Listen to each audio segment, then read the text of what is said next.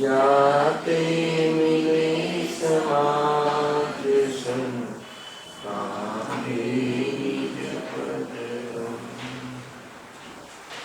बहुविधि मिथ्या गहनति मलिन तया निज भाव अभावत साई तुनो सहज रूप दर्शन आत्म रूप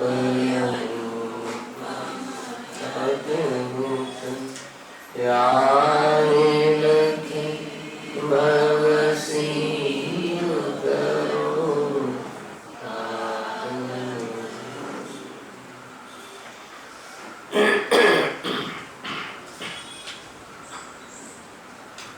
श्री मोक्षमार्ग प्रकाशक ग्रंथ से पांचमा अधिकार अंतिम चरण में श्वेतांबर मत धर्म अन्यथा स्वरूप कहूं से विपरीत स्वरूप कहूं से मीमांसा चाले से पेज नंबर 157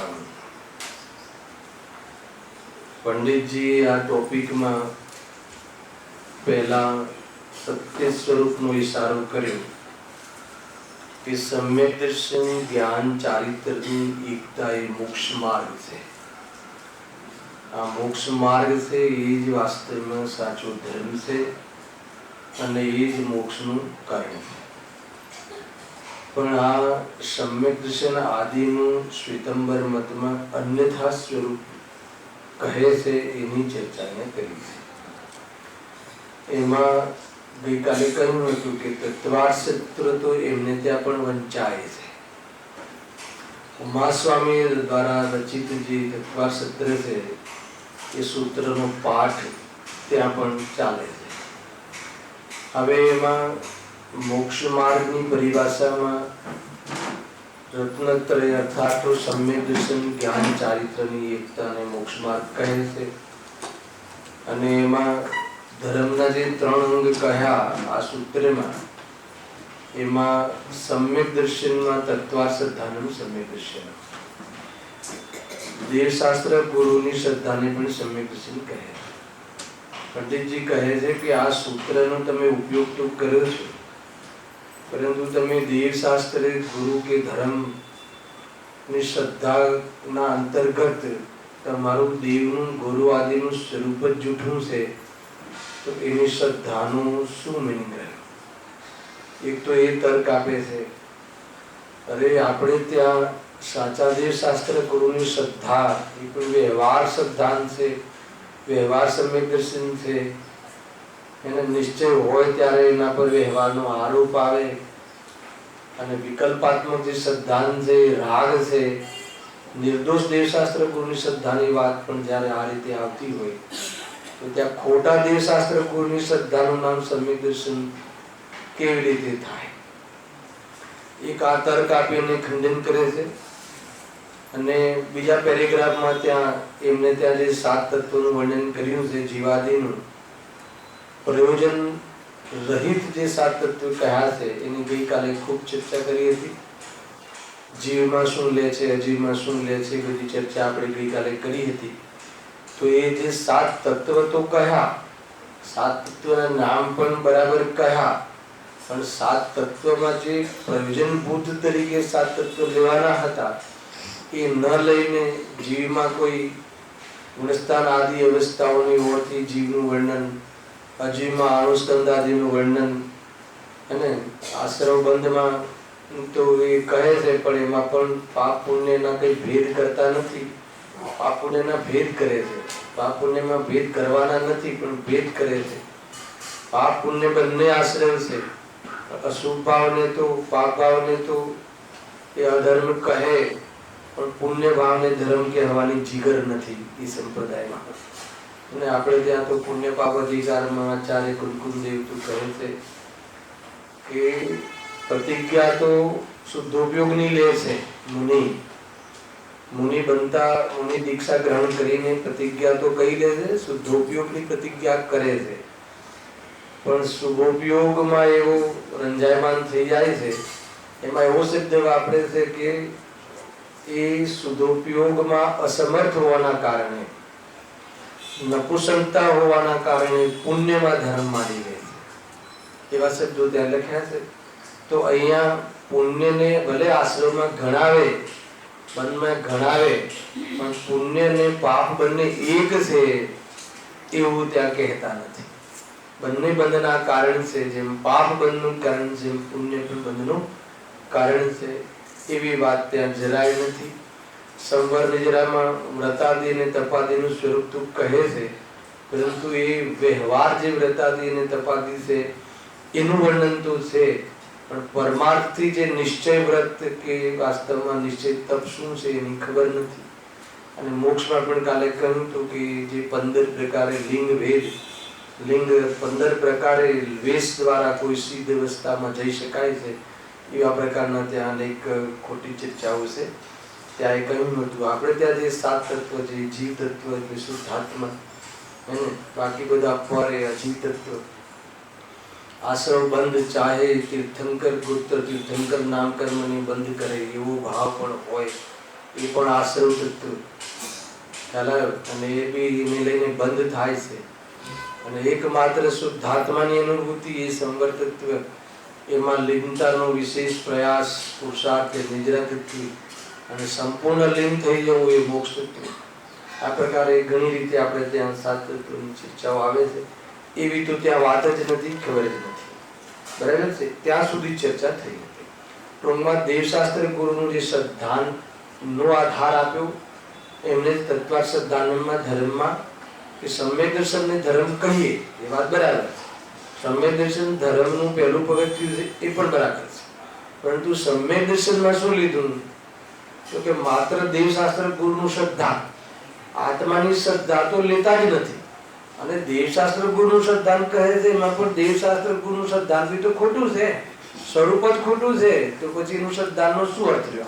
આ પર આના પર વજન આપ્યું, બરાબર છે. હવે એને લઈને દ્રવ્યલિંગી જે મુનિ છે આપણે ત્યાં, એનો આધાર લઈને થોડીક અહીંયા તર્ક કરે છે, અને એમ કહે છે કે તમે જેને શ્રદ્ધાન કહો છો, 7 તત્વની શ્રદ્ધા જે બરાબર સ્વરૂપ છે એવી હું માનવું, અથવા એવું જ્ઞાન હોવું, દેવશાસ્ત્ર ગુરુનું પણ સાચું શ્રદ્ધાન, સાચા દેવશાસ્ત્ર ગુરુનું શ્રદ્ધાન, અને આચરણ પણ જીન આજ્ઞા અનુસાર, એવું એક કેરેક્ટર તમારે ત્યાં છે. કયું કેરેક્ટર છે?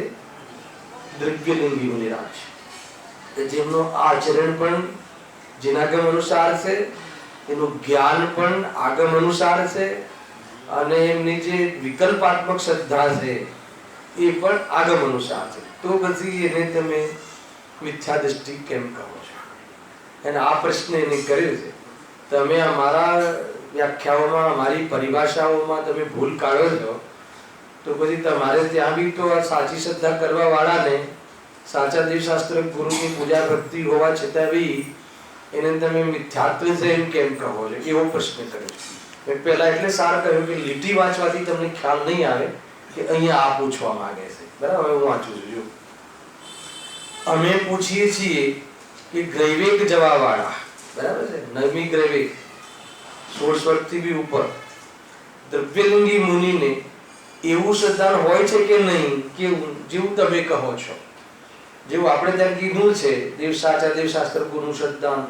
અને સપનામાં બી ખુદ એક ગુરુ કુશાસ્ત્રને ક્યારે પણ ન સ્તુતિ, ન સ્તવન, ન મહિમા, એવી જાતિની શ્રદ્ધા હોય છે, દ્રઢ શ્રદ્ધા. અને 7 તત્વ બી વિકલ્પાત્મક શ્રદ્ધાન બી એકદમ પાકી, અને જ્ઞાન કેટલું? 11 અને 9 પૂર્વ, બધા પરમાગમ પાંચે પરમાગમ સમય, એટલું જ્ઞાન. તો પણ તમે કહે છે હોય છે, તો તેને મિથ્યા દ્રષ્ટિ શા માટે કહો છો? પ્રશ્ન એ છે. તથા નથી તો તેને, જો મિથ્યા દ્રષ્ટિ નથી એમ કહો છો, તો તેને તો જૈનલિંગ ધર્મ બુદ્ધિ પૂર્વક ધાર્યું છે, અને જૈનલિંગ ધર્મ બુદ્ધિ પૂર્વક ધાર્યું છે. આ વાત સમજો. જે દ્રવ્યલિંગી મુનિ છે એ કોઈ અન્ય કોઈ લૌકિક કામનાથી દીક્ષા લીધી છે એમ નહીં, લૌકિક કામનાથી દીક્ષા લે તો બાહ્ય લિંગ પણ ખોટું, ભલે એને આત્માની દૃષ્ટિ નથી. અને જે દ્રવ્યલિંગ મુનિ જે કહીએ છે ને, દ્રવ્યલિંગ મુનિ કહીને મોઢું નહીં બગાડવું. દ્રવ્યલિંગી મુનિ પણ ભલે એ તો અંદરમાં એની આત્મદ્રષ્ટિ નથી, એ વાત બહુ સાચી છે. જે દ્રવ્યલિંગી પહેલા ગુણસ્થાન વર્તી કહીએ છીએ, મેં બહુ વાર લીધેલો છે આ પોર્શન તો, કે દ્રવ્યલિંગી કેટલા પ્રકારના? 3 પ્રકારના કહ્યા છે. એક પ્રથમ ગુણસ્થાન વર્તી દ્રવ્યલિંગી મુનિ, એક ચતુર્થ ગુણસ્થાન વર્તી દ્રવ્યલિંગી મુનિ, એક પંચમ ગુણસ્થાન વર્તી દ્રવ્યલિંગી મુનિ, અને એક છઠ્ઠા સાતમા ગુણસ્થાન વાળા ભાવલિંગી મુનિ. અને દ્રવ્યલિંગ તો એ જ હોય છે, દ્રવ્યલિંગ તો 14મા ગુણસ્થાન સુધી સમાન હોય, નિર્ગ્રંથાદિ બહારનું, બરાબર છે. તો પ્રથમ ગુણસ્થાન વર્તી દ્રવ્યલિંગી મુનિ એટલે શું કે એનું જે બાહ્ય આચરણ, 28 ગુણનું પાલન, બાહ્યની દશા, નિર્ગ્રંથ, એ બધું તો જૈનાગમ અનુસાર છે. અને આત્માના અનુભવ માટે દીક્ષા લીધી હોય છે. આ વાત અહીંયા આજે આવી ચલાવે કે નહીં એવું નથી, કે છતાં પણ એને આત્માની અનુભૂતિ નથી, એ વાત જુદી છે. અને એનો પુરુષાર્થ નથી પછીની વાત છે. પણ એનું જે બાહ્ય લિંગ છે, અને એ એવું બી લિંગ ના હોય અને એવી અંદરના પરિણામો બી એવા પ્રકારના ના હોય તો અહીંયા કુલિંગ કહે છે. પછી એ કુલિંગ તો પૂજ્ય પણ નથી, અને એ બધી વાતો આવે છે. જો એ શું કહે છે, તો તેણે તો જૈનલિંગ ધર્મ બુદ્ધિ પૂર્વક ધાર્યું છે, તો તેને દેવાદિકની પ્રતીતિ કેમ ન થઈ? હે ને, તમે એમ કહો છો કે જો આ લખ્યું ને, તેને તો મિથ્યા દ્રષ્ટિ શા માટે કહો છો, બરાબર છે. એમ આગળ કહે છે કે તેને તો દેવાદિકની પ્રતીતિ કેમ ન થઈ, તેને ઘણો શાસ્ત્ર અભ્યાસ છે છતાં તેને જીવાદિકના ભેદ કેમ ન જાણે, તથા અન્ય મતનો લવલેશ પણ અભિપ્રાયમાં નથી. જો તો ખર આવ્યું ને, અન્ય મત એટલે જે બીજા મતો છે, અન્ય સંપ્રદાય આદિ, અન્ય જે બીજા બી મતો છે, બૌદ્ધ આદિ, અને એ પ્રમાણે જે એમાં ત્યાં જે ધર્મ વિશે કે મોક્ષ વિશે કે તત્વ વિશે જે માન્યતાઓ છે એનું જરા પણ સમર્થન નથી. કોને? દ્રવ્યલિંગી મુનિ. સપનામાં બી સમર્થન નથી, અને એ પ્રમાણે એનું એવી ધારણા બી એની એવી નથી. એમ અહીંયા કહે લવલેશ પણ અભિપ્રાયમાં ખોટું કઈ અન્ય ગ્રહિત મિથ્યાત્વ તો હોય જ નહીં ને. દ્રવ્યલિંગી મુનિને ગ્રહિત મિથ્યાત્વ હોય તો દ્રવ્યલિંગી ના હોય, છતાં તેની અર્હન પ્રયોજનની પ્રતીતિ કેમ ના થઈ? તેને એવું સિદ્ધાંતો છે પરંતુ સમ્યત્વ ન થયું. વાત એ છે કે બધું તમે દેવશાસ્ત્ર, આ તો આપણો બી પ્રશ્ન છે, બધાનો પ્રશ્ન છે કે આટલી મુનિલિંગ દાન કર્યું છે, એને ગ્રસ્ત દશા છોડી છે, નિરતિચાર 28 ગુણનું પાલન કરે છે, જ્ઞાનમાં બી કમી નથી. જ્ઞાન પણ કુનકુનદેવ ભાવલિંગી સંત કરતા બી વધારે જ્ઞાન, એ કહેવાનું છે અહીંયા. કુનકુનદેવ કરતા બી, જેમને પરમાગમની રચના કરી, 11 અંગ 9 પૂર્વમાં કેટલું આવી જાય, બધું આવી જાય ને, તો પણ પછી એને સમ્યક્ત્વનું કેમ ના પાડો છો? પંડિતજી કહે છે કે જે બધું તું વર્ણન કરે છે એ સમ્યક્ત્વનું કારણ નથી. ગજબ છે. એને કોઈ બહુ જ્ઞાન હોવું, જાણકારી સાચી હોવી, સદાચાર હોવું, એને હોય વાત ના નથી એની, અને એનું જીવન લાઈફસ્ટાઈલ સાચા મુનિ જેવું હોવું, ભાવલિંગી સંત જેવું, એ કોઈ સમ્યક દર્શનની પાત્રતા નથી. ગજબ છે.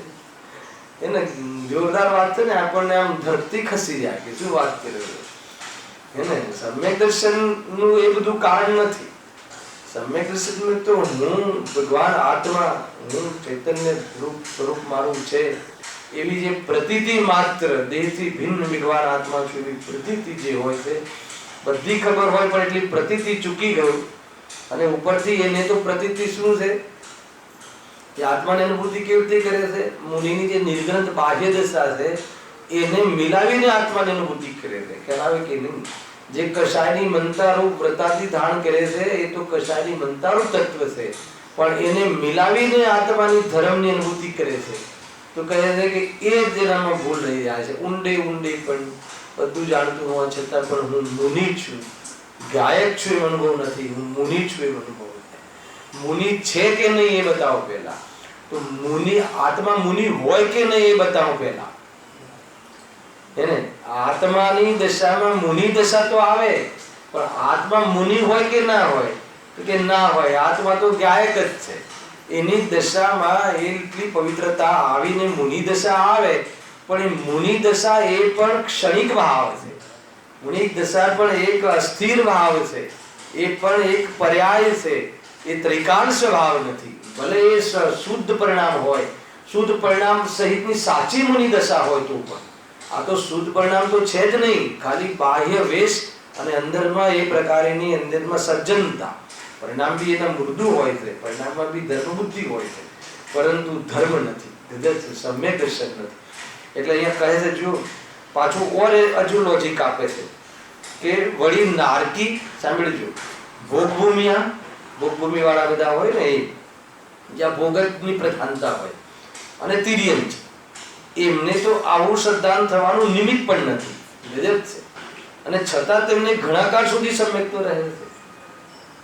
આપણને એમ લાગે ને કે આપણે શું કરવું, હે ને? એટલે જે ભોગભૂમિયા હોય, ભોગભૂમિમાં આવો દેવશાસ્ત્ર ગુરુનો વ્યવહાર નથી મળતો. નરકમાં પણ દેવશાસ્ત્ર ગુરુનો વ્યવહાર ને પૂજન ભક્તિ આદિ નથી મળતું, મંદિરો નથી હોતા. તિર્યંચ આદિમાં પણ પ્રાય જોવા નથી મળતું. કોઈ સર્વોષણમાં જે પહોંચે તે વાત જુદી છે, પરંતુ અહીંયા કોઈ તિર્યંચ, કોઈ કૂતરા બિલાડા હાથીને કોઈ મોત થાય તો કોઈ એના માટે કોઈ શિબિરોનું આયોજન કે પ્રમાણેનું એવું કોઈ પ્રકારે પરિસ્થિતિ નથી મળતી. શ્રદ્ધાન હોય છે, ધર્માધિકારમાં બહુ ખુલાસો હોય છે ને. શ્રદ્ધાન એટલે કોઈ નામ આવડવા જોઈએ, હે ને?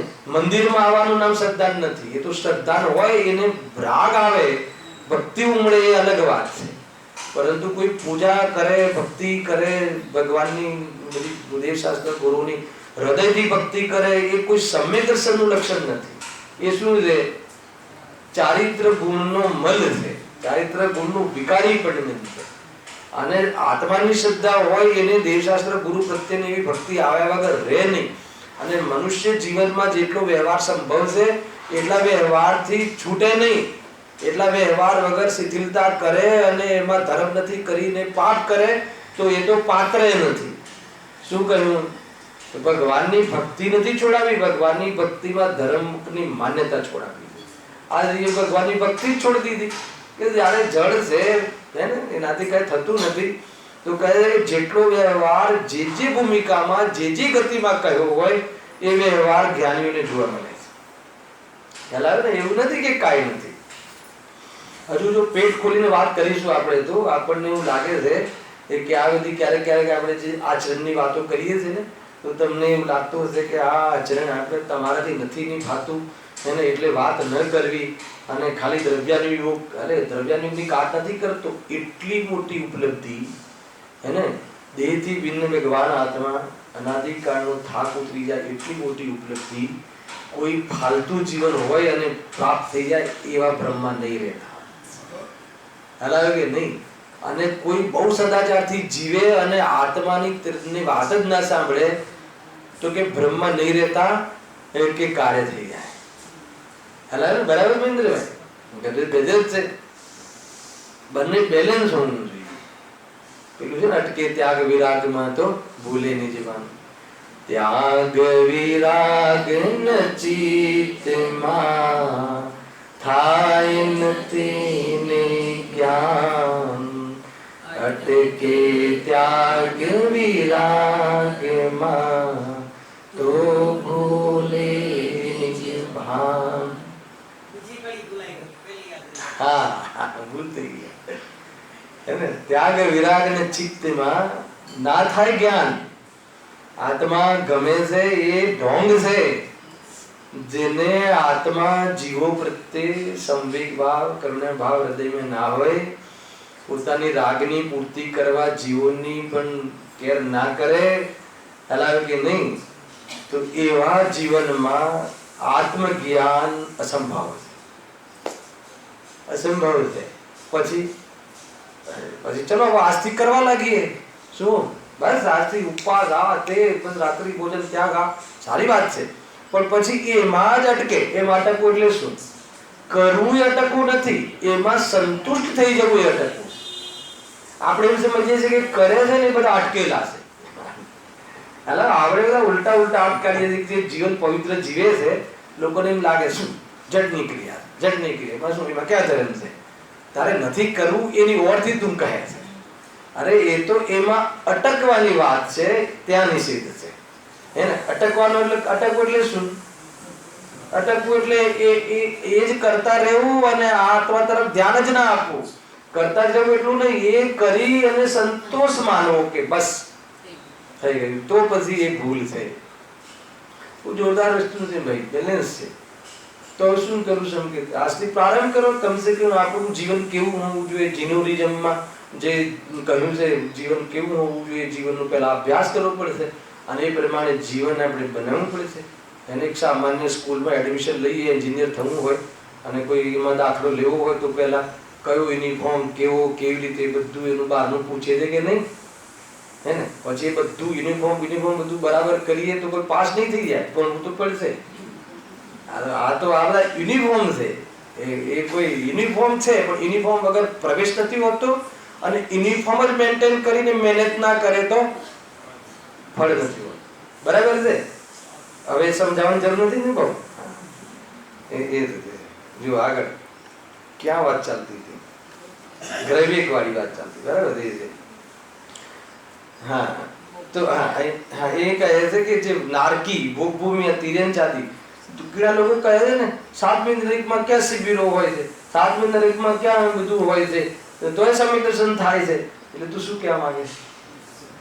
7મી નરકમાં ક્યાં બધું 8 ગુણનું પાલન ને બધું હોય છે, હે ને? તો પછી તો કે તું વાંધો નહીં, ત્યાં જઈને કરી લેજે સમ્યક દર્શન, અમને ક્યાં પ્રોબ્લેમ છે? ત્યાં બી થાય છે, હે ને? અરે તને અહીંયા એક કાંટો વાગે અને તું મંદિર છોડી દેશે, દુકાન નહીં મંદિર, તો તને બધી એટલી નરકમાં એટલી પડાપડીમાં ધડાધડીમાં માર કાટમાં તું આત્માને યાદ કરીશ એવું લાગે છે તને? તમે મારું શું કહું છું એમ તો કહે છે કે તું રાહ નહીં જો. દેવશાસ્ત્ર ગુરુ એકદમ મતલબ કે ઉત્કૃષ્ટ નિમિત્ત છે આત્મકલ્યાણમાં અને તને ઉપલબ્ધ છે. તો તું અંદરમાં એવી પ્રકારની શિથિલતા લાવીને તું નરકને યાદ નહીં કર. નરકમાં 4 ગતિમાં ક્યાંય રહેવા જેવું નથી. ખ્યાલ આવે એમ છે જો. છતાં તેમને ઘણા કાળ સુધી સમ્યક્ત રહે છે. તેથી તેમને એવું શ્રદ્ધાન તો નથી હોતું. આને એના શ્રદ્ધાનને ખંડન કર્યું ને પંડિતજી. એમને કીધું કે દેવશાસ્ત્ર ગુરુનું શ્રદ્ધાન હોવું જોઈએ. સાંભળજો આ વાત કેમ આવી, હું તમને બતાવું કેવા લોકો હોય છે. આપણે પંડિત ટુડરમલજીએ એમને જે દેવશાસ્ત્ર ગુરુના શ્રદ્ધાનું નામ કહ્યું, દેવશાસ્ત્ર ગુરુની શ્રદ્ધા કરી લેવી અને 7 તત્વ જેવા શાસ્ત્રોમાં લખ્યા છે, જેવા લખ્યા છે, એને કેવા લખ્યા છે, કોને લખ્યા છે એ નહીં, શાસ્ત્રમાં લખ્યા છે, તો એવા શું કરવા? શીખી લેવા. શબ્દ લખ્યું તું કાલે, શીખી લેવા. અને એટલે સમ્યક દર્શન થઈ ગયું. પૂછો તમે શ્રદ્ધાનો વિષય પૂછો અમને, તો કે બધું આવડે છે. તો કહે છે કે ભાઈ તું જે 7 તત્વોની વાત કરે છે એ 7 તત્વ પહેલા તો છે જ નહીં, ખોટા છે. અને તું જેનું શ્રદ્ધાન કરવા માંગે છે એ તો એનું સ્વરૂપ બી તું જે કહે છે ખોટું છે. બોલ હવે તો એ બધી સામે પડે છે કે ઠીક છે, તમે જે કહો છો 7 તત્વો અને દેવશાસ્ત્ર ગુરુનું એવું શ્રદ્ધાન કરવા વાળા તમારે ત્યાં દ્રવ્યલિંગી મુનિ હાજર છે, છતાં હવે એમને સમ્યક કેમ ના થયું? તો પંડિતજી કહે છે કે સમ્યક દર્શન એનાથી નથી થતું, એ તો સમ્યક દ્રષ્ટિ જીવોનો આગળનો વિકાસ છે. હલાવે કે નહીં, અને સમ્યક દ્રષ્ટિ જીવો સ્વરૂપમાં ન રહે તો ક્યાં જોવા મળે છે એની વાત છે. પરંતુ એ કોઈ સમ્યક દર્શનનું કારણ નથી. મંદિરમાં જવું ને નિર્જનતા લઈ લેવી એ કોઈ વિતરાગતાનું કારણ નથી. વિતરાગી જીવો બાહ્યમાં આવા હોય છે એ બતાવ્યું છે, પણ કોઈએ અંદરમાં આત્મશ્રદ્ધા તો કરી નહીં. સમજો? અને 7 તત્વની પ્રતીતિ તો કરી નહીં, વેદ જ્ઞાન તો કર્યું નહીં, જ્ઞાનમાં વિવેક તો લાવ્યો નહીં, અને ખાલી બાહ્યમાં એ વેશ ધારણ કરી લીધો તો કઈ એનાથી કોઈ આત્માનું શ્રદ્ધાન થઈ જાય એવું અમે શાસ્ત્રમાં ક્યાંય વાંચ્યું નથી અને અમે કહ્યું નથી. ખ્યાલ આવ્યો કે નહીં? બરાબર છે?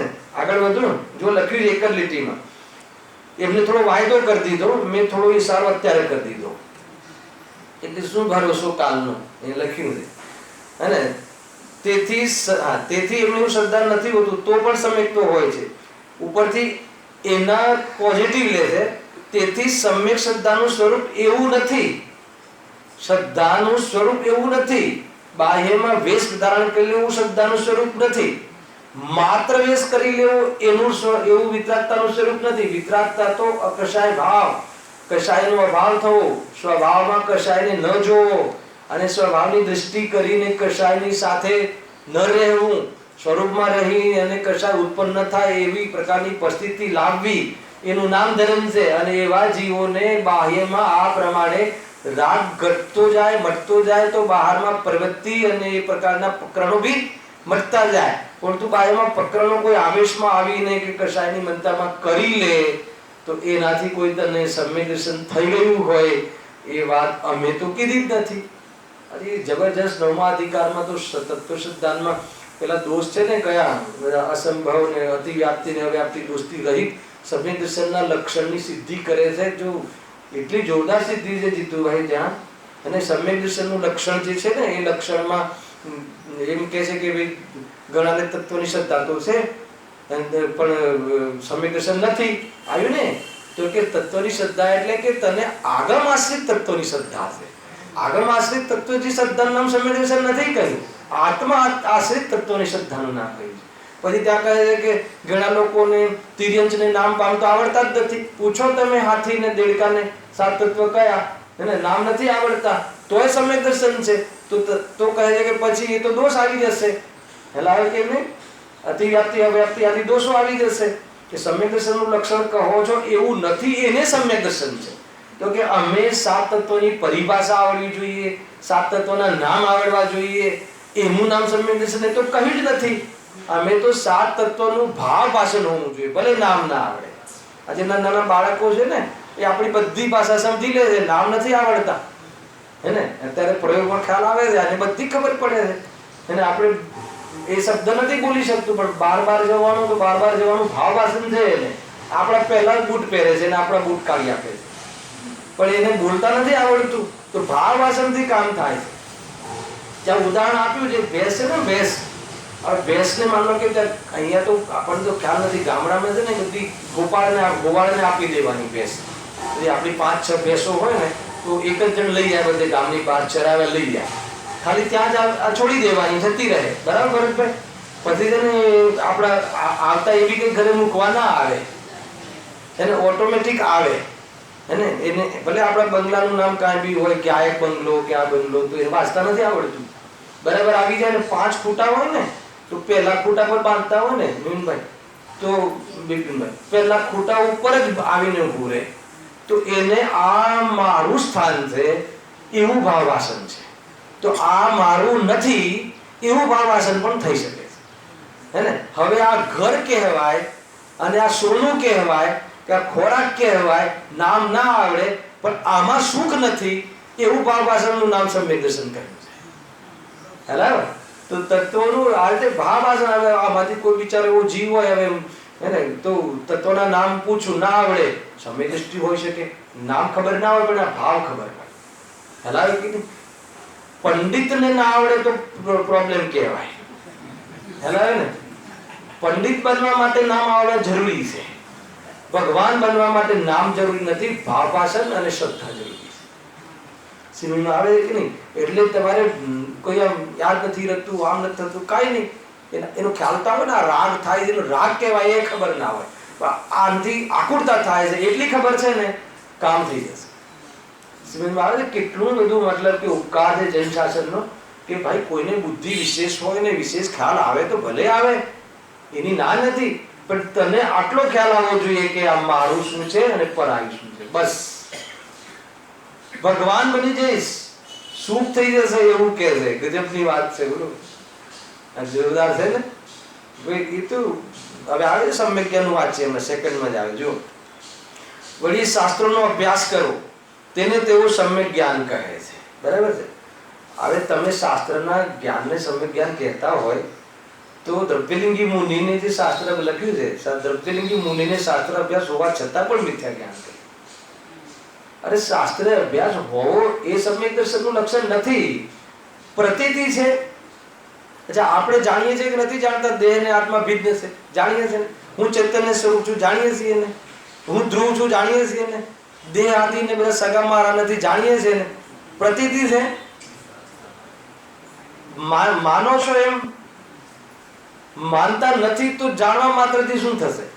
માનવા પહેલા જાણવું પડે. પણ કેટલા વર્ષ? માનવા પહેલા શીખવું તો પડે ને.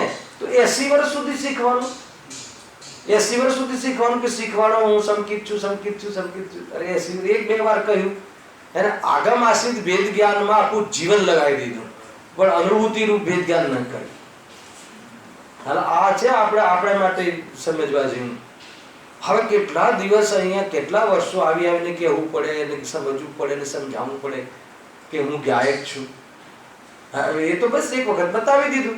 કોઈ વ્યક્તિ હોય, આપણે જે લૌકિક પણ માન લો કે કોઈ વ્યક્તિ 25 વર્ષે કોઈ ગ્રેજ્યુએટ થાય, પછી શું થાય? માસ્ટર્સ. હવે પછી બીજા 5 વર્ષ માસ્ટર્સમાં ગયા, પછી 5 રાખો ને, આપણે વધારવા છે. 5 વર્ષ માસ્ટર્સમાં ગયા માની લો, એના પછી વળી પાછું પેલું શું કરે? ત્યાં ડબલ ગ્રેજ્યુએટ કરે, પછી પાછું કોઈની ઓફિસમાં જઈને એનું ઇન્ટર્નશિપ કરે, અને વળી પાછું ફોરેન થી કરીને આવે તો પેકેજ બહુ મોટું મળે, પાછા 10 વર્ષ ત્યાં કરે. તો મને એમ થાય છે કે 50 વર્ષ તો કરીબ કરીબ નીકળી જાય. પછી કમાશે ક્યારે? વાપરશે ક્યારે? ભોગવશે ક્યારે? આ સમજમાં નથી આવતું મને આજે. ખ્યાલ? અને એક આવડું થાય ને બચ્ચું, આવડું ત્યારથી તો ઘુસાડી દે એને, 1 વર્ષથી તો લગાવી દે. આપણે તો 4-5 વર્ષ સુધી તો રમવાનું, 6 વર્ષ સુધી તો રમ્યા કર બેટા, પછી ભણાવીશું. અત્યારે તો 1 વર્ષનું થાય એટલે એના માથે બોજો, હે ને? આટલા બુકો ને આ ચિત્રના ને આ ને તેને. હવે ક્યારે એન્જોય કરશે બતાવો? અને આયુષ્ય મોટા તો છે નહીં, રામ ભગવાન જેવા બધા મોટા મોટા આયુષ્ય, તો એમને 14 વર્ષ એટલે કાંઈ ના કહેવાય. જંગલમાં લાખો હજારો વર્ષનું આયુષ્ય હતું. 38,000 જોઈ લેજો, યાદ નથી. હે 25 જોઈ લેજો. હવે એમાં 14 વર્ષ એક ફરી આવ્યા તો કઈ ના કહેવાય જંગલમાં. હવે આપણે માન વિપિનભાઈ 60-70 ખબર નથી, અને એમાં 50 વર્ષ તો ભણવામાં. અને પછી આ તો હું લૌકિકની વાત કરું છું, પણ ધર્મનો નંબર તો ક્યારે આવશે? હેલો મહેન્દ્રભાઈ, એ તો લૌકિકની વાત છે. ચલો એમાં લૌકિકમાં 10 વર્ષ બચાવો તો પછી એમાં લગાવી દે. પછી આ ગુરુદેવસિંહ જે કહીને ગયા છે એ તો કે તો બાપા કરે ને, એને આપણે તો કુટુંબમાં હોવું જોઈએ કે મુમુક્ષુ છે. નામ મુમુક્ષુ ધરાવે, ગુણ તો મુમુક્ષુનો એક પણ હોય નહીં. અને કહે કે અમે ગુરુદેવસિંહના શિષ્ય છીએ, તો કે તું નામ ખરાબ કરે ગુરુદેવસિંહનું. ખબર ખ્યાલ આવે કે નહીં? એ રીતે છે. બહુ બધું વિચારણીય છે આ બધા વિષયો. એમ નથી કે કઈ સામાન્ય. મોક્ષ સ્વભાવના આશ્રય છે, એટલે એના જેવી સરળ કોઈ ચીજ નથી. પણ તું જે રીતે પ્રયાસ કરે છે ને, રાખીને બધું, હે ને, ઘરમાં રહીને ધર્મ કરવાની વાત, એને બધું રાખીને યશ આદિ રાખીને કરવાની ઈચ્છા, તારી જે ચાહ છે ને, એ ઠીક નથી, ના થાય. તૈયાર થઈ ગયા તો સાહસ કર. સાહસનો માર્ગ છે. આ કોઈ આમ ડરીને કે શું થઈ જશે એ નહીં. એકવાર જોઈ તો લે, દુનિયા માટે મરી જા, એમ કહે છે ને કેટલી ગાથાઓ છે. એકવાર બસ જાણે હું કોઈના માટે છું જ નહીં, મર્યા પછી શું હોય તો એમ સમજી લેવાનું આજથી નથી. માની લો કે બધાને કહી દેવાનું આજથી માની લો કે હું નથી, કાળોતરી લખી દો. એટલે એ રીતે જીવો. એમ એ રીતે એકવાર જીવો ને કે ભાઈ હું કોઈના માટે છું જ નહીં, એટલે મારી તમે અપેક્ષા નહીં રાખતા. બરાબર? એ રીતે વિચાર કરજો. પુરુષાર્થી જીવો ને તો આ બધો વિચાર કરવો જોઈએ. હા, પંચમ કાલ ને આ ક્ષેત્ર, કાલ દરિદ્ર, ક્ષેત્ર દરિદ્ર, પરંતુ ભાઈ ફળ તો આવે છે, પરિણામનું ફળ તો આવે. પરિણામનું ફળ આવવા છતાં પુરુષાર્થ બી કરી શકાય છે. આપણે તો પોઝિટિવ લઈએ. પુરુષાર્થ કરીને મિથ્યા દર્શન અહીંયા આપીને ગયા, ક્યાં જમીનમાં દાટીને ગયા, છોડીને ગયા. કહેવાનો અર્થ જેટલા બી અહીંયા જીવો આવે એમ આવે છે, બધા મિથ્યા દ્રષ્ટિ આવે છે પંચમ કાળમાં. અને જે સમ્યક દ્રષ્ટિ થઈને જાય એ પંચમ કાળનું સૌથી મોટું અદભુત કાર્ય છે. શું આવે છે કે સામાન્ય વાત નથી. જો આગળ વળી શાસ્ત્રોનો અભ્યાસ કરો તેને તેઓ સમ્યક જ્ઞાન કહે છે. હવે દ્રવ્યલિંગી મુનિને શાસ્ત્ર અભ્યાસ હોવા છતાં પણ મિથ્યા જ્ઞાન કહ્યું. હવે સાંભળો, સમ્યક દ્રષ્ટિને લાવે છે વચ્ચે, ગજબ છે પંડિતજીની શૈલી. તથા અસહ્ય સમ્યક દ્રષ્ટિના વિષય કસાય આદિના જાણપણાને પણ સમ્યક જ્ઞાન કહ્યું. હે ને, ઓલાને બધું જ્ઞાન હોય અને આચરણ બી બધું હોય તો બી મિથ્યા દ્રષ્ટિ. અને કોઈ અસહ્ય સમ્યક દ્રષ્ટિ, અસહ્યમી ચોથા ગુણસ્થાન વ્યક્તિ, અસહ્યમી સમ્યક દ્રષ્ટિ અવૃત્તિ થયું ને, તો તમે અવિરતિ, અવ્રતિ, અવિરતિ, અસંયમી બધું એક જ છે, બરાબર છે. તો એને તો વિષયાદિક હોય છે, વિષયાદિકને જાણે છે, વિષયાદિકમાં પ્રવર્તે છે, વિષયાદિકની વસ્તુની ખબર પણ રાખે છે, તો બી તમે એને સમ્યક જ્ઞાન કેમ કહો છો? બોલું એટલા માટે કહીએ છીએ કે એને જે રાગ છે ને, અસંયમ રૂપી જે ભોગનો રાગ છે ને, એ રાગ જુદો ને હું જુદો એવું સમ્યક જ્ઞાન છે, એવું એને વેદ્યાન છે. રાગ હોવું અલગ અને રાગથી ભિન્ન અનુભવ કરવું અલગ. રાગનું ન હોવું અર્હન દશામાં થાય છે અને રાગ હોવા છતાં એનાથી હું ભિન્ન છું એવો અનુભવ સમ્યક દર્શન થતાની સાથે ચાલુ થઈ જાય છે. કેવલીને રાગ ના હોય, સમ્યક દૃષ્ટિની અને ગ્રસ્ત જીવનમાં રાગ હોય, પણ રાગ હોવા છતાં એ જાણે છે ને, એનું સ્વરૂપ જાણે છે, એ ભિન્ન છે, આ ભિન્ન છે. આપણે રાગને ભિન્ન જાણીને અનુભવ કરીએ છીએ કે સ્વભાવ જાણીને? આપણે કર્તવ્ય માનીને કરીએ છીએ ને રાગાદિની પૂર્તિ, સુખી થવા માટે પૂર્તિ કરીએ છીએ રાગની, અને એને મજબૂરી લાગે છે રાગમાં આવવું, એ એટલું મોટું અંતર છે. એટલા માટે કહે છે કે સમ્યક જ્ઞાની છે. જો આગળ ત્રીજું, તો દ્રવ્યલિંગીને ત્રણેય ફેક્ટરમાં ઉભા કર્યા: સમ્યક દર્શન, સમ્યક જ્ઞાન અને સમ્યક ચારિત્ર્યમાં. જુઓ, વળી તેમના નિરૂપણ કરેલા કોણા? શ્વેતાંબરોના. અણુવ્રત, મહાવ્રત આદિ રૂપ શ્રાવક યતિનો ધર્મ ધારવા વડે સમ્યક ચારિત્ર થયું માને છે. કોના વ્રત? એમના વ્રત. એમના વ્રત કેવા છે? ખોટા છે. આવ્યું ને, આગળ કહ્યું છે. જુઓ, પણ પ્રથમ તો વ્રતાદિનું સ્વરૂપ જ અન્યથા કહે છે, અને એ કઈ પૂર્વે ગુરુ વર્ણનમાં કહ્યું છે. ગુરુ વર્ણન થઈ ગયું ને આપણે અહીંયા, અન્યથા સ્વરૂપ. એમાં પરિગ્રહ સહિત સાધુપણું કહ્યું, અને મુનિ અપરિગ્રહી હોય છે અને અપરિગ્રહી મહાવ્રતી હોય છે, અને તમે તો ત્યાં પાંચે પાપ કહ્યા હે ને. જે યાચના કરવું ઠરાવે છે, સાધુને પણ યાચના કરવું ઠરાવે છે, એ પાપ છે અને અતિ લોભ છે. એક તો વસ્ત્રપાત્ર આદિ સહિત મનાવે છે, અને તું અપરિગ્રહી કહે છે, અને વસ્ત્રપાત્ર આદિ રાખીને અપરિગ્રહી કહે છે. એટલે તારા વ્રતમાં તો ડંગ નથી, ઢાળો નથી, અને તું જે યાચના કરે છે તો એમાં તો ત્યાં મુનિ દશાથી ભ્રષ્ટ થઈ જાય છે જીવ. કે ત્યાં પાંચે પાપની સિદ્ધિ કરી ગઈકાલે, કરી કે ના કરી મહેન્દ્રભાઈ? ગઈકાલે થયું. આ બહુ જોરદાર ચર્ચા હતી. ખ્યાલ કે તું યાચના કરે છે તો યાચના કરવામાં પાંચ પાપ શું થાય? તો કે એના ઘરે ગયા તો અચાનક ડોરબેલ મારીને ગયા વગર આમંત્રણે, વગર બોલાવે, તો ધર્મ લાભ કયો? તો એને શું થાય? સંકોચ થાય, પીડા થાય. શું આપીશું? નિંદા થશે. તો એટલી બધી પીડા થાય તો હિંસા કરી. કેટલી બધી વાત કહી હતી. ભિક્ષા દો, ભિક્ષા દો, ગહીર વતન છે એટલે અસત્ય થયું, જૂઠ નામનું પાપ થયું. પછી અદત્ત ગ્રહણ, આપવાની ઈચ્છા ના હોય તોય આપવું પડે છે, એટલે અદત્ત ગ્રહણ, ચોરીનો દોષ લાગ્યો. કેટલી બધી વાતો આવી હતી. મને તો બહુ ગમ્યું, એટલા રિપીટ કરું છું. મહેન્દ્રભાઈ નતા કાલ એટલે રિપીટ કરું છું. અને ત્રીજું, ચોથું કયું હતું? ચોરી કુશીલ, એમને ચાલ્યો જાય, અને ઘરમાં તો મા બહેનો એની પોતાની રીતે રહેતા હોય તો કે એમાં શીલનો દોષ લાગે છે, એને તો કુશીલ થઈ ગયું, અને તું પાત્ર વગર તું ક્યાં લઈશ? ત્યારે રાખવાની વાત આવી તો એટલે પરિગ્રહ થઈ ગયું. તો પાંચે પાંચ પાપો હોય અને તું કહે છે કે અમારા એ બધા વ્રતી છે, તો કહે છે કે એ તારા અનુવ્રત, દિગ્વ્રત કે જે બી તમે નામ આપો છો, પણ કોઈ બધા ખોટા વ્રત છે. એટલે એ ચારિત્રની વાત તું કે નહીં, અને સાચા બી હોય તો એ ચારિત્ર નથી, એ વ્યવહાર ચારિત્ર છે. આપણે ત્યાં સાચા વ્રત છે કે નહીં? દ્રવ્યલિંગીને વ્રત સાચા છે કે ખોટા છે? તો આગમ અપેક્ષા એ સાચા છે, નિશ્ચય નથી એ અપેક્ષા એ ખોટા છે. એ વ્રતને ધર્મ માને છે એટલે એ મિથ્યા ચારિત્ર છે. કેટલી બધી વાતો આવી જાય છે, પરંતુ આગમ અનુસાર જોઈએ તો એ બરાબર છે. ખ્યાલ કે નહીં? અને ધર્મ બુદ્ધિથી કરે છે એટલે એ જે વ્યવહારનો વિષયવાળો વ્યવહાર તો સાચો છે, પણ વ્યવહારને પરમાર્થનું વેદજ્ઞાન નથી એટલે મિથ્યાત્વ છે. એને પરમાર્થ માની લીધો છે એટલા માટે મિથ્યાત્વ છે. એટલા માટે એનું ચારિત્ર મિથ્યા ચારિત્ર છે. આપણું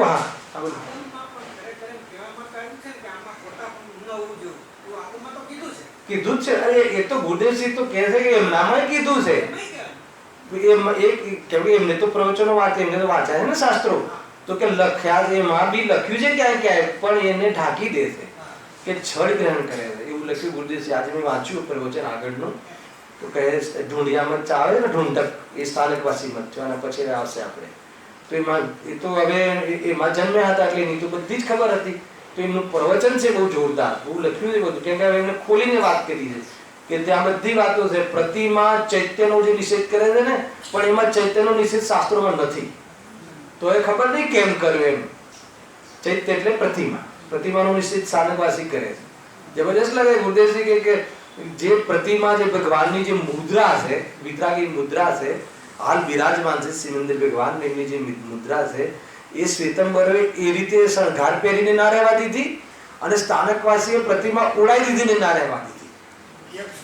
હે યક્ષની પ્રતિમા. હા, એ બી કહ્યું એમને. હે ને, હવે ચૈત્ય કહ્યું એટલે કે એ તો યક્ષની પ્રતિમા છે. તો યક્ષની પ્રતિમા થોડી પૂજ્ય છે. તો એવું બહુ ખબર લીધી છે. બહુ આપણને એમ થયું કે નહીં, આ અધિકાર બી વાંચવો જોઈએ. અને એમને તો બધું ક્લેરિટી કરી છે. એમને તો ત્યાં એક શાસ્ત્રની ખબર છે. અને કે આટલું બધું છળ કેમ, એ બધું ખોટું ઘણું છે, પણ એક સાચી વસ્તુ બી છે. છતાં એ સાચી વસ્તુઓ દિગંબરને મળતી આવતી હોવાના કારણે પક્ષ વ્યામોહથી એને ત્યાંના સાધુઓ એને બતાવતા જ નથી. બરાબર છે. હવે જે શ્રોતાઓ જે છે એ પોતે શાસ્ત્ર ખોલતા નથી. તકલીફ તો ત્યાં છે. એટલે એમને પરિપાટી કરી કે નહીં, હું વાંચું છું પણ તું તારું શાસ્ત્ર ખોલ. હું શું બોલું છું એ તને ખબર હોવી જોઈએ, બરાબર બોલું છું કે નહીં. એટલે આપણે સૌથી મોટી કમજોરી શું રહી ખબર છે? શર્ટ લેવા જઈએ ને તો એની તો બરાબર જાણકારી લેવા પહેલા લઈએ. દુકાન કેવી, ફલાણી મિલ કેવી, આ કેવું, કોટન કેટલા ટકા, એમાં પેલું કેટલા ટકા, બરાબર. ગુરુદેવજી કહે કે એમાં તો બરાબર ધ્યાન રાખીને જાય. અને શાસ્ત્રમાં તો સાહેબ તમે કહો છો એ બધું બરાબર. તો કે એ ના ચાલે. ત્યાં કદાચ તે પહેરી લીધું હોત ને તો ફરક ના પડે. પણ અહીંયા તે જે ઓઢી લીધું છે ને બીજાનું માનેલું, એનાથી તારા અનંત ભાવ ખરાબ થઈ જશે. પરીક્ષા પ્રધાની માર્ગ છે. હે ને, કહ્યું છે અર્જુન તો એ સાચું જ હોય, પરંતુ તારી પરીક્ષામાં એ વાત આવવી જોઈએ. તું પરીક્ષા કરીને તારો ઉલ્લુ સીધો કર. એને કોઈએ કહ્યું છે પક્ષ રૂપથી, તો એ પણ ખોટું છે. ગુરુદેવજીના પ્રવચનમાં એકવાર ભાઈ અહીંયા આવ્યો, કહું વિષય તો ઘણો છે કે માની લો કે સ્વરૂપની વળતી સત્યનો સ્વીકાર કરવો એનું નામ નિષ્પક્ષ. આપણે ગુરુદેવજી કહે છે. પણ કોઈ વ્યક્તિ, આપણો ગમતો વ્યક્તિ છે ને કહે છે એ રીતે વસ્તુનું સ્વરૂપ સ્વીકારવું, એ તો કહે છે કે મિથ્યાત્વ. આ ગુરુદેવજીએ કહ્યું. અમારા ગુરુદેવજીએ ક્રમબદ્ધ પર કહી છે એટલે ક્રમબદ્ધ સાચી. તો કહે છે કે તને પક્ષ છે, મિથ્યાત્વ છે. આ કહ્યું પક્ષ રૂપથી તો એમ છે. ઘણા લોકોને છે ને, જો ક્રિકેટની મોસમ ચાલુ થાય ને એટલે ઉદાહરણ આપ્યું કે ઘણાને કોઈ પ્લેયર બહુ ગમી જાય, મતલબ સચિન બહુ ગમી જાય, બહુ જ એના પ્રત્યે પ્રેમ હોય. હવે ભારત જીતે પણ સચિન 0 થી ગયો હોય તો એને મૂડ ના આવે. અરે તારે, તું ઇન્ડિયન છે, તું ભારતીય છે, તું ભારતનો વ્યક્તિ છે, ભારત જીત્યો તો તને ખુશી થવી જોઈએ, લૌકિક દ્રષ્ટિએ કહું છું. પણ તને સચિન સેન્ચુરી મારે જીત્યા હોત તો મજા આવે, તો કહે છે કે તને વ્યક્તિનો પક્ષ છે. તો આવે છે કે નહીં, આવું બધું છે ભાઈ. અરે ભગવાન મહાવીર સાચા છે, પણ મારા છે એટલે સાચા છે સ્વીકાર્ય પક્ષથી, તો કે મિથ્યાત્વ છે. બહુ જોરદાર છે. ખબર નહીં ક્યાંથી એમને ખ્યાલ આવ્યો છે કે મારા ભક્તો મારા પર એકત્વ કરી રહ્યા છે એવું દેખાડ્યું છે. નહીં તો આવું શું કામ કહે? મેં જગ્યાએ વાંચ્યું, એકદમ આશ્ચર્ય થઈ ગયો એ ક્રમબદ્ધ. એટલે જો એની શરૂઆત, આ વાત અમારા ઘરની નથી, એને આ તો નગ્ન દિગંબર મુનિરાજોએ કહી છે, એમના પણ ઘરની નથી. હેને, અર્જુન ભગવાને કહી છે, એમના પણ ઘરની નથી. કે વસ્તુનું સ્વરૂપ જ આવું છે. એક વાર બી શ્રેય નથી લેતા કે મેં કહી છે.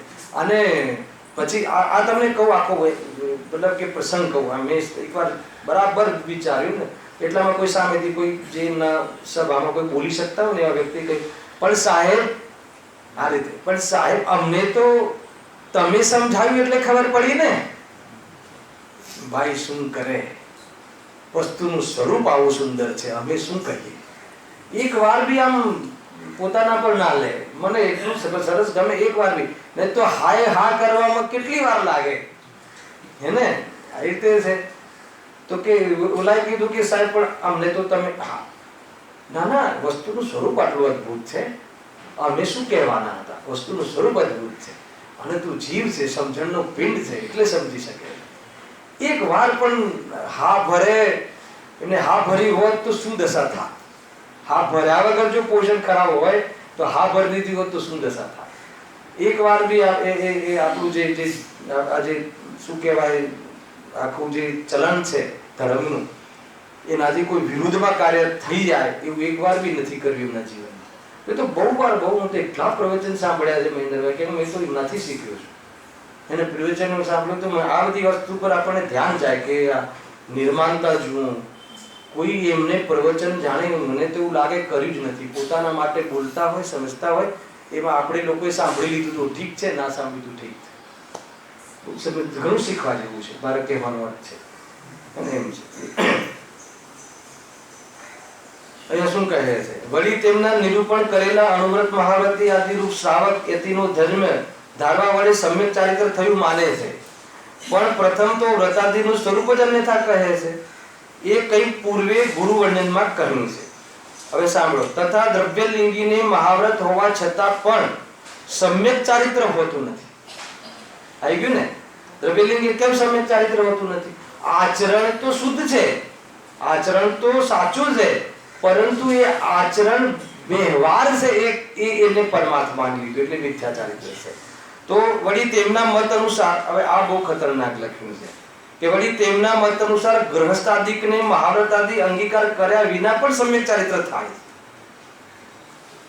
અરે જો મુનિ દશા બાહ્ય ચારિત્ર વગર તો આગળ પ્રશ્ન જ નથી આવતો. અંતરંગ ચારિત્ર પૂર્વક બાહ્ય ચારિત્ર પૂર્વક જ માર્ગ આગળ વધે છે.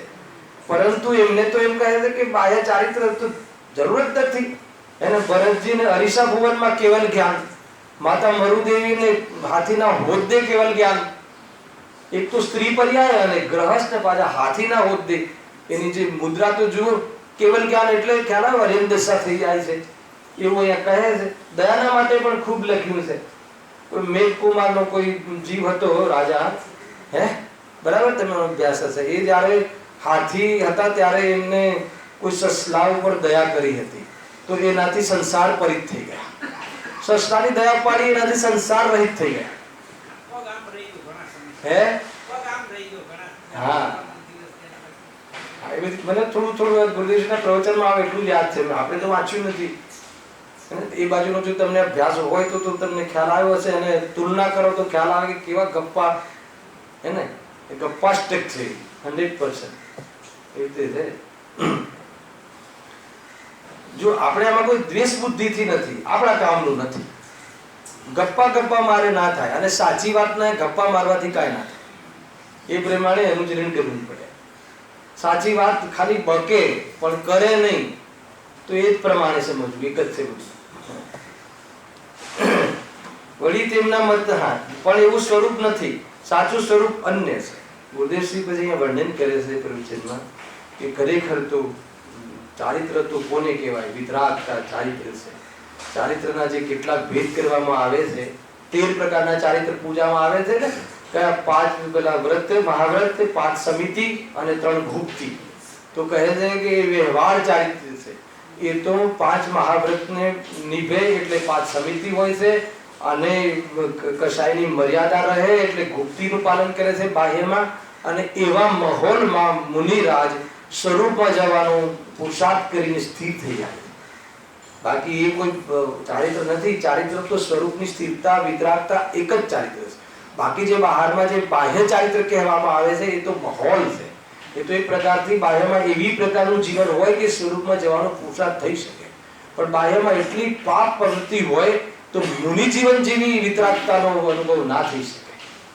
હાલો એટલું બધું. હવે અરે પ્રભાવના ના થઈ શકે તો વેપાર આદિ આપણો ખૂબ હોય તો પ્રભાવનામાં બાધક બને, અનુભવ થઈ શકે આત્માનો.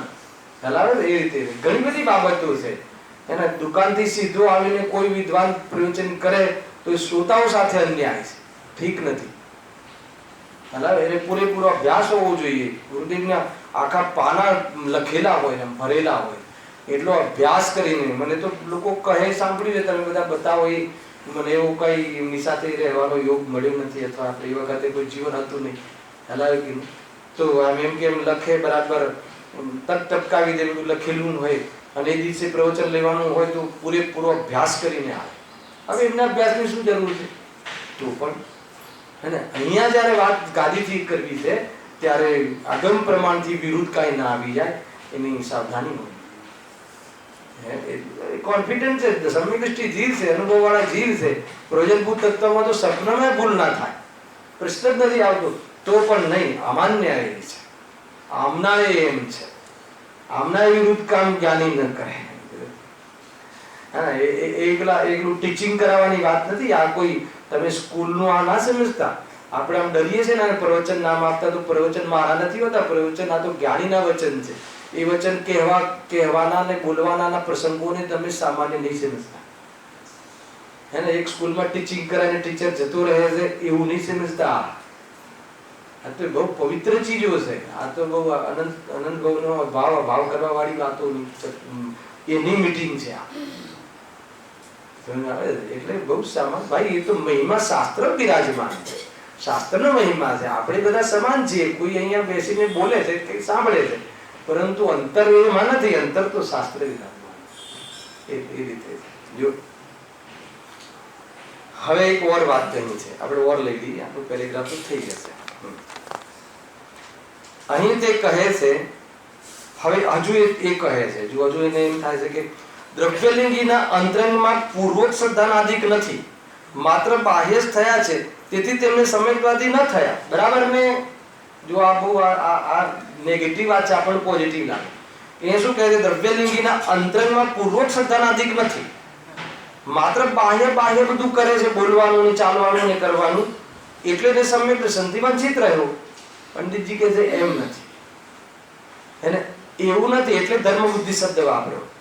અંતરંગમાં પણ એને અંતરંગ બે પ્રકારના હોય છે. પહેલા સાંભળજો કે કેવી રીતે છે કે જ્યારે બાહ્ય ક્રિયાઓ હોય અને બાહ્ય આચરણ હોય ત્યારે અંતરમાં એ પ્રકારના અંદરમાં મંદ કસાયેલું પરિણામ અને વિકલ્પાત્મક અંદરમાં શ્રદ્ધાન, એ એનું અંતરંગ થયું. અને જ્યારે અંદરનો અભિપ્રાય ન પલટે એ સાચું અંતરંગ. તો ત્યારે આ બાહ્યમાં વિકલ્પાત્મક શ્રદ્ધાન જે કર્યું પર્યાયમાં, અને જે આચરણ અંદરની કસાયની મનતા જે પરિણામમાં, એ બહિરંગ થઈ જશે. ખ્યાલ આવે તમને આટલું? જ્યારે અહીંયા કયા અંતરંગની વાત છે? અભિપ્રાયના અંતરંગની વાત નથી, એ તો કરવાની છે. પણ અંતરંગમાં એટલે કે એમ જ કોઈ ઢોંગ કરી લીધો તો, સ્વાંગ કરી લીધો તો દ્રવ્યલિંગી, કે સ્વાંગ નતો કર્યો. સ્વાંગ કરે તો પંડિતજી કહે છે કે નૈમિક દ્રવ્ય કે ના જાય. અગર બનાવટ કરીને કરે, હેને, કામનાથી કરે, અન્ય લૌકિક કામનાથી કરે આ બધા વ્રતાજી, અથવા અન્ય કોઈ પાંચ ઇન્દ્રિયના વિષયની ભોગ બુદ્ધિથી કરે, તો એ પરિણામ એ દ્રવ્યલિંગી મુનિને નૈમિક દ્રવ્યનો પણ બંધ ના થાય. એ તો કપટ છે. એટલે અંદરમાં તો ધર્મ બુદ્ધિથી કરે છે, એને ધર્મ બુદ્ધિથી અંદરમાં આવ્યું ને, અંતરંગમાં ધર્મ બુદ્ધિ છે, એને પણ વિતરાગી થવું છે, એને કોઈ લૌકિકમાં યશ નથી જોઈતું, પણ ભૂલ રહી જાય છે, શલ્ય રહી જાય છે કે હું મુનિ છું. એટલા માટે એનો પણ જે અંતરંગ અભિપ્રાય છે એ અભિપ્રાયમાં ફર્યો નથી. એટલે પછી ભલે પરિણામો કેટલા બી ભદ્ર સજ્જન હોય, જ્ઞાન કેટલું બી સાચું હોય અને વિકલ્પાત્મક શ્રદ્ધા દ્રઢ હોય, તો પણ આત્મદર્શન થતું નથી. સમજમાં આવ્યું ને? એ વાત કહી. હવે હું વાંચું છું. જો અંતરંગ નથી અને બાહ્ય ધારે છે તો તે કપટથી ધારે છે. એટલે એમ કહે છે કે મિથ્યા દ્રષ્ટિ સ્વાધ્યાય કરે છે તો અંદરના પરિણામને ફેરવવા માટે કરે છે. અને એ જો એનો ઉદ્દેશ ના હોય અને કરે તો શું થઈ ગયું? ના ખ્યાલ આવ્યો રજનીભાઈ? આપણે મંદિર આવીએ છીએ, સ્વાધ્યાય કરીએ છીએ, બે પ્રવચન કોન્સ્ટન્ટ સાંભળીએ છીએ, પણ આપણો ઉદ્દેશ ખાલી એમ હોય કે નહીં, બોરીવલીમાં કોઈ વિદ્વાન આવે એટલે સભા ભરેલી દેખાવી જોઈએ, એને બરાબર છૂટા બેસીને પણ બહારવાળાને એમ લાગવું જોઈએ કે સભા ફૂલ છે, એ માટે આવતા હોઈએ. અને આજકાલ બોલાવે છે ને નેતાઓ પૈસા ખર્ચીને સભા, તો કે ઠીક નથી, એવું તો આપણે ત્યાં હોય નહીં. પરંતુ કોઈ અહીંયા એ રીતે બી આવે કે ચલો આપણે એક રવિવાર છે, શનિવાર છે, હે ને, અને મંડળ આપણો પ્રોગ્રામ રાખે છે, તો એ આપણે એમનું વ્યવહાર નિભાવવું જોઈએ. કોનો? મંડળનો વ્યવહાર આપણે વિભાગ તો કે એવા ભાવથી આવે તો કહે છે કે ઠીક નથી, કપટ છે. અંદરમાં મારે ભગવાન બનવું છે, મારે આત્મદર્શન કરવું છે, એવી બુદ્ધિપૂર્વક એવી તૈયારીપૂર્વક ન આવે તો કહે છે કે પુણ્ય નથી, તો કે પાપ છે. હે ને? ભગવાનની ભક્તિ કામનાથી કરે. પંડિતજી પહેલા અધિકારમાં કહે છે કે તો પુણ્ય નથી. આમે ભગવાનની ભક્તિ પુણ્ય ધર્મ નથી. હે ને? ભગવાનની ભક્તિ તો ધર્મ કોઈને નથી, પણ જો એ પુણ્ય છે પરંતુ એ અંદરમાં આત્માની દ્રષ્ટિ કરવાનો એનો એમ ના હોય અને કરે તો અન્ય પ્રયોજનથી કરે તો એ પુણ્ય નથી, જાકે પાપ છે. શું ગજબની વાત કરે છે, ખ્યાલ આવે ને? એટલે આપણે ક્યાં ઉભા છીએ એનું માપ તો અહીંયાથી નીકળે છે. સ્વયં જાણી લેવું, કોઈનું બીજાનું ચેક નહીં કરવું, કોઈનું પોતાનું ચેક કરવું ને પોતે સુધરી જવું. એમ જો અહીંયા લખે છે, જો અંતરંગ નથી અને બાહ્ય ધારે છે તો તે કપટથી ધારે છે. હવે તેને જો કપટ હોય તો ગ્રૈવિક કેવી રીતે જાય? અને એવા કપટ સાથેનું જો હોય, મિથ્યાત્વ સાથે કસાયની મનતા હોય તો ગ્રૈવિક જઈ શકે. ખ્યાલ? મિથ્યાત્વ મંદ છે ને એને, પણ એને કસાયની મનતા ઘણી છે તો નવમી ગ્રૈવિક સુધી જાય છે મુનિ દશા ધારણ કરીને. એને ગુરુદેવ તો વારંવાર આ કડી કહે છે, મુનિવ્રત ધારીને અંદર નવમી ગ્રૈવિક જેવું. પણ બાકી શું રહી ગયું? એક જ બાકી રહી ગયું, આત્મજ્ઞાન બાકી રહી ગયું. ખ્યાલ કે નહીં? પણ અગર કોઈ કહે છે કે કપટથી કરે અને કોઈનો ઉદ્દેશ ધર્મ બુદ્ધિ બી ના હોય અને કરે તો કહે છે કે સ્વર્ગમાં જવાની પણ વાત નથી આવતી. એ કહે તો તે તો નરકમાં જ જાય, નરકાદિમાં જ જાય. બંધ તો અંતરંગ પરિણામથી થાય છે. તેથી અંતરંગ જૈન ધર્મ રૂપ પરિણામ થયા વિના ગ્રૈવિક જવું સંભવે નહીં. જૈન ધર્મ એટલે કયો જૈન ધર્મ? વ્યવહાર જૈન ધર્મ.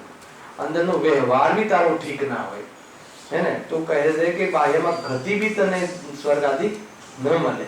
નિશ્ચયની ઈચ્છા વગર કરેલો વ્યવહાર, આત્મદૃષ્ટિના ઉદ્દેશ વગર કરેલો વ્યવહાર. હું તો ઘણી વાર કહું છું મારી ભાષામાં કે જેને આત્મદર્શન કરવું નથી, વિતરાગ થવું નથી, મોક્ષે જવું નથી અને મંદિર આવતો હશે તો શું કામ આવતો હશે મને જણાવજો નેક્સ્ટ શનિવારે. હલાવ્યું નહીં? હવે જેને દીક્ષા લેવી નથી, મુનિ બનવું નથી, ભગવાન બનવું નથી અને મંદિર આવતો હશે તો શું કામ આવતો હશે? જો કે એની સંસ્થાની દુકાન બરાબર ચાલે એટલા માટે આવતો હશે, એ નસીબે બીજું શું? એ વાત અહીંયા કઠરે છે. વળી તેઓ વ્રતાદી સુઉપયોગથી જ દેવગતિનો બંધ માને છે. આવી ગયું ને? તથા તેને જ પાછો મોક્ષ માર્ગ માને છે. જે ભાવથી બંધ થાય એ ધર્મ કેવી રીતે હોય અને જે ધર્મ ભાવ હોય એનાથી બંધ કેવી રીતે હોય? ત્યારે વિચાર કરજો બધા સિદ્ધાંતો. એ તો બંધ માર્ગ અને મોક્ષ માર્ગ એક કર્યો પણ એ મિથ્યા છે.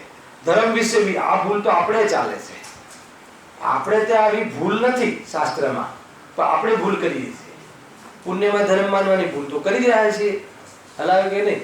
અને આપણે ત્યાં ગુરુદેવસિંહ તો એકડેથી પહેલાથી આ જ કહ્યું કે પુણ્યમાં ધર્મ નથી, પુણ્યમાં ધર્મ નથી. તરત જ અને વ્રત, દયા, દાન, ભક્તિ એ તો બધું પૂતગલના પરિણામ અને આત્માના પરિણામ તરીકે સ્વીકાર નથી જૈન ધર્મને. તોય આ જીવ એમ કહે છે, લખ્યું ત્યાં પુણ્ય પાપ અધિકારમાં, તોય આ જીવ પુણ્યને કેમ ચાહે છે એ ખબર નથી. આટલી બધી વાત કહી. બંને કુશીલ છે, બંને બંધ માર્ગ છે, અને જ્ઞાન જ મોક્ષનું સાધન છે. વેદ જ્ઞાન, આત્મજ્ઞાન, વિતરાગતા જ મોક્ષનું કારણ છે. તો પણ આ જીવ રાગને ચાહીને હે ને મોક્ષનો ઉપાય કરે છે, પુણ્યને ચાહે છે અને મોક્ષનો ઉપાય કરે છે. કે એના અજ્ઞાનની સી વાત કરી? પુણ્ય અજ્ઞાન નથી, પુણ્યથી મોક્ષ ચાહવું એ અજ્ઞાન છે. શું કહ્યું? હે ને? પુણ્ય, પાપ પુણ્ય બંને અજ્ઞાન નથી, પણ પાપ અને પુણ્યમાં બંને સુખના કારણ માનવા એ અજ્ઞાન છે. એટલી બધી વાતો આવે છે. અંતિમ પેરેગ્રાફ વાંચી લઈએ. 3 મિનિટ વધારે લઈ છે ચંદ્રકાંત, પણ પૂરું કરીશું આ પેરેગ્રાફ. વ્યવહાર ધર્મમાં પણ અનેક વિપરીત નિરૂપણ કરે છે. સાંભળો, વ્યવહાર ધર્મમાં પણ કોઈ બધી વિસંગતિ બનવું છે. નિંદકને મારવામાં પાપ નથી એમ કહે છે. હિંસાની પ્રેરણા થઈ. આપણા ધર્મ વિશે કોઈ ખોટું બોલે તો તમે એને ખતમ કરી શકો છો એમ. એના સાધુ કઈ ગુરુદેવે લખ્યું કે અમારે સંપ્રદાયમાં સાધુ આવું કહે છે કે આપણા કોઈ ધર્મની નિંદા કરે તો એની હત્યા કરવામાં દોષ નથી. અને જૈન ધર્મ, દિગંબર જૈન ધર્મ તો કહે છે કે કોઈ તારી નિંદા કરે કે કોઈ તારી પ્રશંસા કરે, હે ને, નિંદા કરે એ પણ ભગવાન આત્મા અને પ્રશંસા કરે એ પણ ભગવાન આપે, અને નિંદા કરે કે પ્રશંસા કરે બંને તરફ બંનેમાં સમતા ધારણ કરી દે. એમ અહીંયા કહે છે કે આ વાત આવી. નિંદા કરે તો એને તમે હત્યા કરી શકો છો. આખું આધાર આપ્યો છે નીચે ફૂટનોટમાં. હવે તીર્થંકર આદિકના અસ્તિત્વમાં પણ અન્યમતી નિંદકો થયા ને. તીર્થંકરના કાળમાં બી વિરોધીઓ થયા એમ કહે છે. તેમને ઇન્દ્રાદિકે માર્યા નહીં. હવે ઇન્દ્રાદિક તો બહુ બલવાન હોય છે તો પણ માર્યા નહીં. જો પાપ ન થતું હોત તો તેમને ઇન્દ્રાદિકે કેમ ન માર્યા? એને હટાવીને બહાર ફેંકી કેમ ના દીધા સમોષણમાંથી? જે વિરોધ કરે એમને કેમ એ મારીચને દંડ કેમ ના આપ્યો ઇન્દ્રએ? બધું કરી શકતો હતો, પણ કહે છે કે વિતરાગ ધર્મ, વિતરાગ માર્ગ કોઈને દંડ આપવાનો માર્ગ નથી. દંડને પણ જે દંડ લેવા વાળો જીવ છે એ જીવ પ્રત્યે પણ હે ને ક્યારે ભગવાન બનશે એવી ભાવના જોરદાર છે ને. બધા ભૂલેલા ભગવાન. વળી પ્રતિમાને, હવે આ અંતિમ વાત આવી, વળી પ્રતિમાને આભરણ આદિ બનાવે છે, પણ પ્રતિબિંબ તો વિતરાગ ભાવ વધારવા માટે સ્થાપન કર્યું હતું. એટલી જોરદાર આમ બધી શું કરે, પ્રતિમાઓને આભૂષણ પહેરાવે, શણગાર કરે, આંગી કરે. હવે શણગાર જ કરવો હોય તો હવે તારે ઘરે રહેવું તું. સમજમાં આવે ને ભાઈ, શણગારનો માર્ગ નથી. આપણે ત્યાં જે છે ને આરિકા માતા હોય છે એ શણગાર નથી કરતા. કેમ નથી કરતા? કેમ કે એટલા વિતરાગી હોય છે કે શણગાર એ રાગનું પ્રતીક છે. અને જે આપણે ત્યાં વિધવા થાય ને, કોઈ બેન સાંભળજો, કોઈ બેન વિધવા થાય તો બી એ એવા વસ્ત્ર નથી પહેરતી, કેમ કે જેના માટે શણગારતી હતી એ સ્વામી ન રહે. અને બધું એ બી તો બહુ મોટો વિષય છે કે નાની ઉંમરમાં તું વિધવા થઈ, એને કોડ હોય કે ના હોય. અરે તું શું કહે છે? અરે એને જેને સ્વામી માન્યો હતો, જેને સ્વામી તરીકે સ્વીકાર કર્યો હતો, જેના માટે શણગારતી હતી, એ ન રહ્યો તો શણગારનો ભાવ આવે કઈ રીતે? એટલે શણગાર નથી કરતી. તું દયાને પાત્ર કેમ માને છે એને? સમજમાં આવે છે કે નહીં આખી વાત? આપણને એમ થાય કે નહીં નાનું છોકરું છે, આમ છે, મન થાય કે ના થાય એને બી બધું શણગારવાનું. અરે એ તારું સોચ ઠીક નથી. એને તો પૂછ, એને મન જ ન થાય મારો સ્વામી નથી રહ્યો, કોના માટે શણગાર? અને દુનિયા અને આ ધાર્મિક ક્ષેત્રમાં તો દેહ એનો સ્વામી જ નથી, તો પછી કોનો શણગાર કરે? અને જ્યારે એ લેવલમાં મુનિ દશામાં શણગારને કે હોતો નથી, કે શ્લોકની પ્રવૃત્તિ હોય છે, તો અરિહંત દશાને તું શણગારે છે તો કે બુદ્ધિ ખરાબ થઈ ગઈ છે, કલ્પિત મત છે એમ કહે છે. વળી પ્રતિમાને આભરણ આદિ બનાવે છે, પણ પ્રતિબિંબ તો વિતરાગ વધારવા માટે છે. આપણે એની સ્થાપના શાના માટે કરીએ છીએ? વિતરાગ થવા માટે. તો તું વિતરાગતા તો રાખી નહીં, વિતરાગતા દેખાતી હતી એ બી ઢાંકી દીધી. હલાવે કે નહીં? તે આભરણ આદિ બનાવે એટલે એ પણ અન્યમતી મૂર્તિવત થઈ ઇત્યાદિ અને અન્યથા નિરૂપણ તેઓ કરે છે. અહીં ક્યાં સુધી કહીએ? અને થાકી ગયા હોય કે પંડિતજી કે બહુ થઈ ગયું. એ પ્રમાણે શ્વેતાંબર મત કલ્પિત જાણવો, જૂઠો જાણવો, કારણ કે ત્યાં સમ્યક દર્શન આદિનું અન્યથા નિરૂપણ હોવાથી મિથ્યા દર્શન આદિની પુષ્ટ થાય છે, માટે તેનું શ્રદ્ધા આદિક ન કરવું. હવે નેક્સ્ટ ઢુંડક મત, સ્થાનક મતની ચર્ચા નેક્સ્ટ શનિવારે કરીશું. સહજાનંદી